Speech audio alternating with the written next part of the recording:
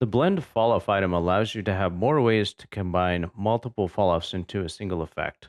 So here we can see that I've got a cylinder that has a transform effector on it that is scaling outward on the Z and X axes. And then there are two falloffs that are modulating the effect. One is a linear falloff that causes it to taper toward the top. The other one is this texture falloff that has the plates texture on it that is being added with a blend mode on the other falloff. And this is more or less the existing workflow that we've expected from Modo.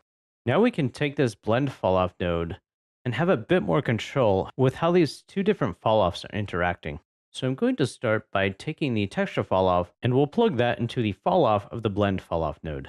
We'll also plug in the linear falloff into the same place, and then you can see that nothing happens right off. And that's because this blend falloff itself needs to be plugged into the falloff of the transform.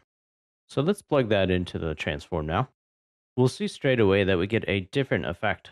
And that's because we have in the blend falloff, it is set to multiply. But if we set it back to add, we'll get the expected results that we've had previously in Modo. And now we can start playing with the different blend modes. So let's set this to subtract, and it will start tapering toward the bottom.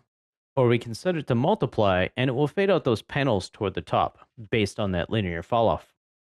Additionally, if we set this back to add, we have a new clamp setting as well, and that will allow it to have a maximum value. And once that is reached, it will smooth out.